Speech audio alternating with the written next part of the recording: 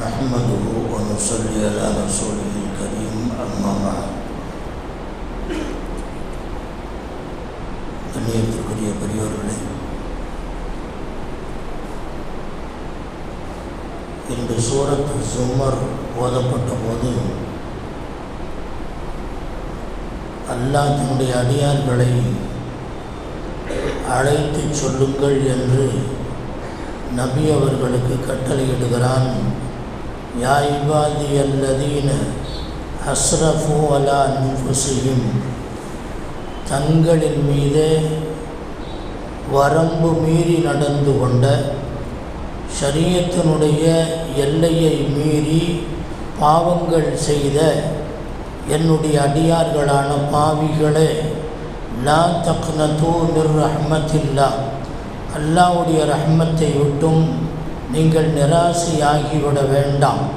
நாம் இவ்வளவெல்லாம் பாவங்கள் செஞ்சிட்டோமே, இவ்வளவு அக்கிரமமெல்லாம் வாழ்க்கையிலே செய்து விட்டோமே, அல்லாஹ் நம்ம மன்னிப்பானா என்று நிராசையோடு நீங்கள் இருக்க வேண்டாம். இன்னல்லாஹ யக்ஃபிரு ذுனூப ஜமீஅன், நிச்சயமாக அல்லாஹ் எல்லா பாவங்களையும் மன்னிப்பான்.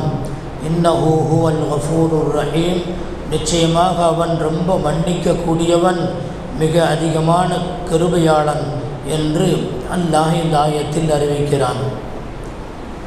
பாவிகளை அல்லாஹ் கூப்பிட்டு பேச மாட்டான்,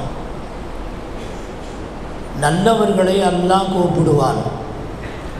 பாவிகளை கூப்பிடுகிற விதம் இப்படித்தான். குல், நபியை நீங்கள் கூப்பிட்டு சொல்லுங்க அவங்கள்ட்ட என்று அல்லாஹ் சொல்ல வேண்டிய விஷயத்தை நாயகம் ஸல்லல்லாஹு அலைஹி வஸல்லம் அவர்களின் வழியாக அல்லாஹ் இந்த செய்தியை எத்தி வைக்கிறான். சிறுபாவங்கள் பெரும்பாவங்கள் எந்த பாவங்களாக இருந்தாலும் அல்லாஹ் மன்னிக்கக்கூடியவன், அவன் ரொம்ப மன்னிக்கக்கூடியவன். ஆனால் என்ன, மன்னிப்பை கேட்க வேண்டிய கடமை நமக்கு உண்டு. கேட்காம அவன் பாவத்தை மன்னிக்க மாட்டான். இதுதான் அங்கே உள்ளது. நம்ம அல்லாட்ட கேட்காமையே அல்லாஹ் கஃபூருர் ரஹீம், அவன் பாவத்தை மன்னிச்சுக்குவான், அவன்கிட்ட போய் கேட்க வேண்டியதில்லை, அவனுக்கு தெரியாதா என்று நினைப்பதிருக்கிறதே, அது விவரமில்லாத தனம். எனவே நாம் கேட்க வேண்டும், அழுது புலம்ப வேண்டும், அல்லாஹ்விடத்திலே மன்றாடி பாவங்களை சொல்லி கேட்க வேண்டும். அப்போது தான் அல்லாஹ் மன்னிப்போம். அதற்கு பின்னாலே அல்லாஹ் சொல்லி வருகிற செய்திகள், அல்லாஹ் நான் இப்படி செஞ்சிட்டோமே, கை சேதமே என்று நான் இப்படியெல்லாம் நடந்து கொண்டேனே, அல்லாஹ் எனக்கு நேரான வழியை காட்டி இருந்தால் நான் முத்தகீன்களுடைய கூட்டத்தில் ஆயிருப்பேனே. லவ் அன்னலி கர்ரத்தன் ஃபாக்கூன மினல் முஹ்சினீன், மீண்டும் ஒரு முறை வாய்ப்பு கொடுத்து இந்த துன்யாவிலே என்னை அனுப்பி வைத்தால் நான் நல்லவர்களுடைய கூட்டத்தில் ஆகிவிடுவேனே என்றெல்லாம் புலம்பி தள்ளுவான் அந்த நேரத்தில். ஆனால் அல்லாஹ் சொல்லுவான், பலா ஆமடா கதுஜா அதுக்கு ஆயாதி, என்னுடைய குர்ஆனுடைய வசனங்கள் எல்லாம் உன்னிடத்திலே வந்தது, உனக்கு உபதேசிக்கப்பட்டது. ஃபகல்லப்த பிஹா, அதை நீ பொய்ப்படுத்தினாய்.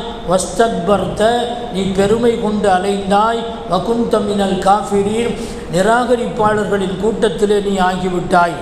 வயோமல் கியாமதி தரல்லதீன கதபு அலல்லாஹி உஜூஹுஹும் முஸ்வத்தா, கியாமத்து நாளிலே அவர்களுடைய முகங்கள் எல்லாம் கருத்து போன நிலையில் நீங்கள் காணுவீர்கள். அது ஜஹன்னத்தினுடைய நெருப்பால் அவன் கரிக்கப்படுவான். கண்ணியத்திற்குரியவர்களே, அல்லாஹ்விடத்திலே பாவ மன்னிப்பு கேட்பது என்று ஒன்று உண்டு.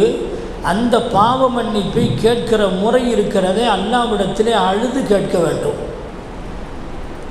எப்படியாவது அவனை சம்மதிக்க வச்சு, அவனை இரக்கப்பட செய்து, அவனுடைய கருணையை பெற்றுக்கொள்வதற்கு அழுது புலம்ப வேண்டும். இது அல்லாஹ்வுக்கு ரொம்ப பிரியமான ஒன்று. பெருமானார் ஸல்லல்லாஹு அலைஹி வஸல்லம் சொன்னார்கள், கத்ரதானி லைஸ ஷைஉன் அஹப்ப இலல்லாஹி மின் கத்ரத்தைன், 2 சொட்டு அல்லாஹ்வுக்கு ரொம்ப பிரியமான ஒன்று. அதை விட ரொம்ப பிரியமான ஒன்று இந்த உலகத்தில் எதுவுமே இல்லை. ஒன்று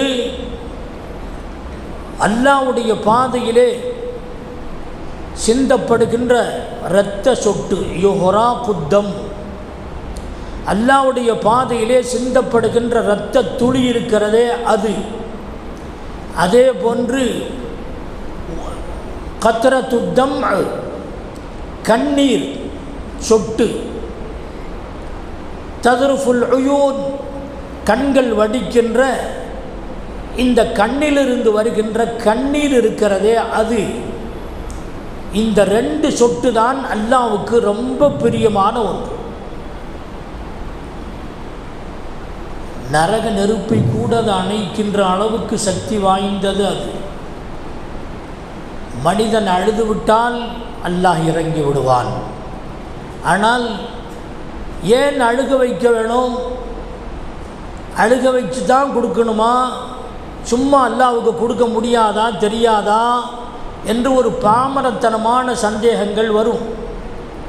பொதுவாகவே அல்லாஹ்வுடைய தாய் பாசத்தை விட மேலோங்கிய ஒரு பாசம் இருக்கிறது. அது நம்ம தாய் பாசத்தை பார்க்குறோம். தாய் தான் பெற்ற பிள்ளையோடு விளையாடுவாள். அவனுக்கு ஒரு சாக்லேட் கொடுக்கும்போது அவன் தவழ்ந்து கொண்டிருக்கிற அந்த குழந்தை எட்டி பிடித்து அந்த சாக்லேட்டை வாங்குவதற்கு ஓடி ஓடி வரும். தவழ்ந்து வரும் அந்த குழந்தை. அந்த நேரத்தில் அந்த தாய் என்ன செய்வான்? டக்குன்னு இழுத்துக்குவான். அப்புறம் அந்த குழந்தைக்கு அழுகும். அழுத உடனே கொடுத்துருவான். இந்த பக்கம் இழுப்பான், அழுகும். அழுக வச்சு திரும்ப கொடுப்பான். ஏன் அழுக வைக்காமல் சும்மா கொடுக்க முடியாதா? இல்லை, அந்த குழந்தை தன்னிடத்தில் தேடி வர வேண்டும், அழுது புலம்பி கேட்க வேண்டும். அப்படி கேட்கும்போது நாம் கொடுத்தால் அதனுடைய டேஸ்ட்டு தனி, அந்த குழந்தைக்கு ஆர்வம் தனி. உடனே அழுத குழந்தை உடனடியாக சிரிப்பதை நாம் பார்க்கிறோம். அதே போன்றுதான் பாசத்தை, தாய் பாசத்தை விட மேலான பாசம் நிறைந்த அல்லாஹு ஜல்ல ஷானு வ தஆலா அடியானை அழுக வைத்து அவனுக்கு கொடுத்து அழகு பார்க்கின்றான் என்பதுதான் இதனுடைய கருத்து. அவனுக்கு அழுகாமல் கொடுக்க முடியாதுங்கிறதெல்லாம் இல்லை, அவனுக்கு முடியும். இருந்தாலும் அழுகையை அல்லாஹ் விரும்புகிறான். என்னை நினைத்து அவன் அழுகின்றான், என்னை நினைத்து கண்ணீரிலே சொட்டு விடுகின்றான். அந்த சொட்டு எனக்கு உலகத்திலேயே சிறந்த ஒன்று. ஷா அப்துல் அசீஸ் முஹத்திஸ் தஹ்லவி ரஹ்மத்துல்லாஹி அலைஹி, ஷா வலியுல்லா தஹ்லவின்னு ஒருத்தர் இருந்தாங்க. இந்தியாவுக்கு முதல்ல ஹதீஸுகளை கொண்டு வந்து சேர்த்த மகான். அன்றைய காலத்தில் ஷியாக்களுடைய அக்கிரமங்கள் எல்லாம் இருந்த நேரத்தில் அவர்களை எதிர்த்து பேசி எழுதி வெற்றி கண்ட ஒரு மகான் ஷா வலியுல்லா தஹ்லவி ரஹ்மத்துல்லாஹி அலைஹி. அவங்களுடைய மகன் ஷா அப்துல் அசீஸ் முஹத்திஸ் தஹ்லவி ரஹ்மத்துல்லாஹி அலைஹி. எல்லாமே மிகப்பெரிய ஆலிம்கள், எல்லாமே வலிமார்கள். குடும்பமே அவர்களுக்கு நிறைய ஆண் குழந்தைகளை அல்லாஹ் தந்திருந்தான். எல்லாரையும் ஆலிமாக, ஹாஃபில்களாக ஆக்கினார்கள். முஹத்திஸ்களாக, ஹதீஸுக்களை பேராசிரியர்களாக, வல்லுநர்களாக ஆக்கினார்கள். தஃப்சீர் அசீஸின்னு ஒரு கிதாப் இருக்குது. அந்த தஃப்சீரில் அவங்க காலத்தில் நடந்த ஒரு சம்பவம் அதை எழுதியிருக்கிறார்கள். ஷா அப்துல் அசீஸ் முஹத்திஸ் தஹ்லவி ஒருத்தர் தன்னுடைய சொந்தக்காரர் ஒருவருடைய ஜனாசாவை அடக்கிவிட்டு வருகிறார். தஃபன் செஞ்சாச்சு, மண்ணெல்லாம் போட்டாச்சு, முறைப்படி அடக்கம் செய்துவிட்டு எல்லோரும் வந்து விடுகிறார்கள். அவருடைய ஏதோ ஒரு முக்கியமான பொருள் அடக்கம் செஞ்சிட்ருக்கும்போது கபருக்குள்ளேயே விழுந்துருச்சு. அதை எடுத்தாகணும். இப்போ என்ன செய்கிறது? 4 பேர்த்திட்ட ஆலோசனை கேட்குறார். ஒன்றும் இல்லை, தப்பில்லை, இப்போ தானே அடக்கிட்டு வந்தோம், போய் எடுத்துருங்க, நோண்டி எடுத்துருங்க அப்படின்னு சொன்னாங்க. சரின்னு இவர் போனார், கபரை தோண்டி எடுத்தார். கொஞ்ச நேரம்தான் ஆச்சு. அந்த கபரில் அடக்கம் செய்யப்பட்ட புதிய ஃப்ரெஷ்ஷான அந்த கபருக்குள்ளே கைவிட்டு தொழாவினார். அப்படி தொழாவிட்டிருக்கும்போது அந்த சடலத்தின் மீது இவருடைய கை பட்டுருச்சு. கை பட்டோம், அங்கே உள்ளே போகும்போதே ஆவி தாங்க முடியல. உள்ளே போகும்போதே ஆவி தாங்க முடியல. முகமெல்லாம் அப்படியே எரியுது, கைகாலெல்லாம் எரியுது, உள்ளே என்டர் ஆகவே முடியல. எப்படியோ கஷ்டப்பட்டு போய் தேடலான்னு தேடும்போது சடலத்தின் மீது கைப்பற்றுச்சு. கை பட்ட உடனே அந்த கை எரிஞ்சிருச்சு. துடிச்சிட்டு ஐயோ அம்மான்னு சொல்லி வேகமாக வழியில் வந்துட்டார். எல்லாத்தையும் கூப்பிட்டு சொன்னார், என் கை எரியுது, என்னால் தாங்க முடியலன்னு கதறான் மனுஷன். கடைசியில் என்ன செஞ்சாங்க, டாக்டர்கிட்ட போய் பாருப்பா, இது என்ன இவ்வளோ மோசமாக இருக்குதுன்னாங்க. டாக்டர்கள்லாம் பார்த்துட்டு நம்மெல்லாம் செஞ்சு பார்த்தாங்க, ஒன்றும் வேலையாகலை. கடைசியில் சொன்னாங்க, ஒரு பெரியார் இருக்கிறாங்க, அவங்கள்ட்ட போய் பேசுங்க, அவங்க என்ன சொல்கிறாங்களோ அப்படி செய்யுங்க. அவங்க தான் ஷா அப்துல் அசீஸ் முஹத்திஸ் தஹ்லவி ரஹ்மத்துல்லாஹி அலைஹி. அவங்கள்ட்ட போனாங்க. அவங்கள்ட்ட போய் அந்த மனுஷன் அழுகிறாரு, அந்த கை எரியுதே, அந்த ஆள் கதறார். அவங்க சொன்னாங்க, இதுக்கு மருத்துவமெல்லாம் பார்த்தியா? மருத்துவமெல்லாம் பார்த்தேன். மருத்துவம் பார்த்து பிரயோஜனமே இல்லை. உலகத்தினுடைய நெருப்பாக இருந்திருந்தால் அதை எப்படியாவது அணைத்து விடலாம், வேகத்தை குறைத்து விடலாம், இந்த புண்ணை ஆற்றி விடலாம். ஆனால் இது ஜஹன்னத்தினுடைய நெருப்பு உன்னுடைய கையிலே பட்டுவிட்டது, நீ சாகும் வரை இப்படித்தான் இருக்க வேண்டியது வரும் என்று சொன்ன உடனே ஓ என்று அலறினார். அலர்ன சத்தத்தில் அழுது அவருடைய கண்களிலிருந்து கண்ணீர் வடிந்தது. அல்லாஹ் என்று சொன்னார். அல்லாஹ் என்று சொல்லி அவர்கள் சப்தம் போட்டதில் வேகத்தில் கண்களிலிருந்து வந்த கண்ணீர் அந்த புண்ணின் மீது விழுந்தது. ஷா அப்துல் அசீஸ் முஹத்திஸ் தஹ்லவி சொன்னாங்க, அப்படி இருங்க, அந்த கண்ணீரை, அந்த தண்ணீருக்குள்ள கண்ணிலிருந்து வந்த தண்ணி அதை அப்படியே தேய்ச்சி விடுங்க. தேய்ச்சி விட்டாங்க. தேய்ச்சி விட்ட உடனே அவன் ஆனந்தமாக இருந்துச்சு, குழுகுழுன்னு இருந்துச்சு, அந்த புண்ணு நல்லா போச்சு. ஷா முஹத்திஸ் தஹ்லவி, அப்துல் அசீஸ் முஹத்திஸ் தஹ்லவி ரஹ்மத்துல்லாஹி அலைஹி சொன்னார்கள், நரக நெருப்பை அணைக்கின்ற சக்தி கண்ணீர் துளிக்குத்தான் உண்டு. அல்லாஹ் என்று சொல்லி விடுகின்ற கண்ணீர் இருக்கிறதே, அந்த கண்ணீருக்கு நரக நெருப்பை அணைக்கின்ற சக்தி உண்டு என்பதைத்தான் நான் நினைத்து உங்களுடைய கண்களிலிருந்து அல்லாஹ் என்று சொன்னதற்கு பிறகு விழுகின்ற அந்த கண்ணீர் விழட்டும், அந்த புண்ணுக்கு மருந்தாக ஆகட்டும் என்று நான் சொன்னேன். அல்லாஹ் ஷிஃபாவை தந்துவிட்டான் என்று சொல்லிவிட்டு அவர்களை அனுப்பியதாக ஒரு சின்ன வரலாற்று குறிப்பொன்று சொல்லுகிறார். கண்ணியத்திற்குரியவர்களே, அல்லாஹ்வுக்கு ரொம்ப பிரியமான ஒன்று இந்த கண்ணீர் இருக்கிறதே, அந்த கண்ணீர் அதற்கு இருக்கிற சக்தி வேறு எதற்குமே இல்லை. நரக நெருப்பு சாதாரணப்பட்ட ஒன்றல்ல, ஒரே ஒரு பொறி லேசா இந்த உலகத்தில் விழுந்து விட்டால் உலகம் முழுவதும் கரிந்து போய்விடும். அந்த நெருப்பு பட்டு விட்டது என்று சொன்னால், அதையும் அணைப்பதற்கு ஒன்று உண்டு என்று சொன்னால் மனிதனுடைய கண்களில் இருந்து வருகின்ற கண்ணீர் என்பதை ஷா முஹத்திஸ் தஹ்லவி ரஹ்மத்துல்லாஹி அலைஹி சொன்னார்கள். கண்ணியத்திற்குரியவர்களே, இந்த கண்ணீர் அழுது அல்லாஹ்விடத்திலே அழுவதற்கிறதே சாதாரணப்பட்ட பாக்கியம் அல்ல. அழுக வராது, வரலென்றாலும் ரசூலுல்லாஹி ஸல்லல்லாஹு அலைஹி வஸல்லம் சொன்னார்கள், ஃபைல்லம் தபுகு ஃபதபாகு. அழுக வரலன்னா அழுகிற மாதிரி ஒரு தோரணையாவது ஏற்படுத்துங்க, அழுகிற மாதிரி நீங்கள் நடிங்க, அல்லாஹ்விடத்தில் கெஞ்சுங்க. அழுகிறவனுடைய முகம் எப்படியோ அந்த மாதிரி முகபாவனை வரட்டும் என்று சொன்னார்கள். ராத்திரி நேரத்திலே, குறிப்பாக தஹஜ்ஜுடைய நேரத்திலே, எல்லோரும் தூங்கி கொண்டிருக்கிற நேரத்திலே கையேந்தி அல்லாஹ்விடத்திலே அழுது புலம்பி கேட்கின்றவனுடைய அந்த கண்ணீர் சொட்டு இருக்கிறதே, அல்லாஹ்வுடைய அருளை தொடும். அல்லாஹ் பாவத்தை மன்னிப்பான். சின்ன பாவமாக இருந்தாலும் சரி, பெரும் பாவமாக இருந்தாலும் சரி, எல்லா பாவத்தையும் அல்லாஹ் மன்னிப்பான். துன்னூன மிஸ்ரி ரஹ்மத்துல்லாஹி அலைஹி ஹரமில் மதாஃபில் ஒரு ஆள் கதறார். ஒரு ஆள் அல்லாஹ்ட்ட துவா செய்கிறார், ரொம்ப துவா செய்கிறார்.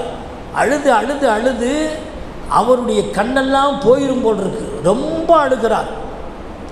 துன்னூன மிஸ்ரி ரஹ்மத்துல்லாஹி அலைஹி சொல்கிறாங்க, ஏன்பா இந்த அழுகிற, கண்ணெல்லாம் போயிரும் போல் இருக்கு, இவ்வளவு நேரம் அழுகிறைய, இனி அழுது அழுது இன்னும் ரத்த கண்ணீர் தான் உனக்கு வரும், கண்ணு போயிருமப்பா என்று சொல்லுகிற போது அவர் சொல்லுகிறார், இந்த கண் எனக்கு இருந்தால் என்ன, இல்லாமல் போனால் என்ன? இந்த ஹரமிலே, இந்த புனிதமான மஸ்ஜிதிலே நான் வந்து அல்லாஹ்வை நினைத்து அழுவதற்கான பாக்கியத்தை அல்லாஹ் தந்திருக்கிறான் அல்லவா, அந்த கண்ணை எனக்கு கொடுத்த அல்லாஹ்வுக்கு அல்ஹம்துலில்லாஹ். இந்த கண் அல்லாஹ்வுடைய இஷ்கை தேடுகின்றது, அல்லாஹ்வின் மீது இருக்கிற காதலை தேடுகிறது.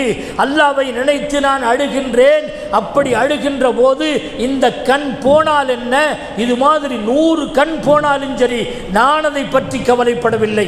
ஆனால் என்னுடைய துவா கபூலாகாமல் போகுமையானால், அல்லாஹ் என்னை நெருக்கத்திற்கு அல்லாஹ் குர்பை கொடுக்கவில்லை என்று சொன்னால், இந்த கண் இருக்க வேண்டாம், இந்த கண் நாசமாகட்டும் என்று அவர் சொன்னதை பார்த்தவுடனே துன்னூன மிஸ்ரி ரஹ்மத்துல்லாஹி அலைஹி அவர்கள் அழுது விட்டார்கள். அவர் கேட்டார், ஏங்க நீங்கள் அழுகிறீங்க? நான் அழுகிறேன், சரி, காரணம் இதுதான், நீங்கள் ஏன் அழுகிறீங்க? அப்போ அவங்க சொன்னாங்க, உனக்கு இருக்கிற காதல் எனக்கும் வேண்டும் அப்பா. அல்லாஹ்வின் மீது இருக்கிற இறை காதல் உனக்கு இருப்பதை போன்று எனக்கும் இல்லையே என்று நான் ஏங்கி அழுகின்றேன் என்று சொன்னபோது அவர்களும் அழுதார்கள். அல்லாஹ் அவர்களுக்கும் அந்த துஆவை கபூல் செய்தான் என்று அவர்களுடைய வரலாற்றுகளே பார்க்கின்றோம். எனவே கண்ணியத்திற்குரியவர்களே, நீங்கள் யாராக இருந்தாலும் சரி, எவ்வளவு பெரிய பெரும் பாவங்கள் செய்திருந்தாலும் சரி, அவர்கள் நிராசையாக வேண்டியதில்லை. இன்னல்லாஹ் யக்ஃபிரு ذுனூப ஜமீஆ, அல்லாஹ்விடத்திலே அழுது புலம்புங்கள், மன்றாடுங்கள். எல்லா பெரிய பாவங்களையும் அல்லாஹ் மன்னிக்க போதுமானவன். இன்னஹு ஹுவல் கஃபூருர் ரஹீம், அவன் ரொம்ப மன்னிக்க கூடியவன், மிக பெரும் கிருபையாளன் என்று அல்லாஹ் அறிவிக்கிறான். புனிதமான இந்த நாட்களில், எஞ்சி இருக்கக்கூடிய நாட்களிலே அல்லாஹ்விடத்திலே நம்முடைய பாவங்களை சொல்லி அழுது புலம்பி ஒரு சொட்டு கண்ணீராவது அவனுடைய தர்பாரிலே விட்டு பாவ மன்னிப்பை கேட்டால் நிச்சயம் அல்லாஹ் பாவ மன்னிப்பை தருவான். அதற்காக இந்த நாட்களை நாம் பயன்படுத்துவோம். அல்லாஹ் தௌஃபீக்கை தருவானாக. ரப்பனா தகப்பல் துஆனா வ ஸலாத்தனா வ ஸியாமனா வ கியாமனா வ ருகூஅனா வ சுஜூதனா وتضرعنا وتخشعنا وتمم تقصير أعمالنا إنك على كل شيء قدير. صل على النبي سيدنا محمد وآله وصحبه أجمعين والحمد لله رب العالمين. صلى الله على محمد.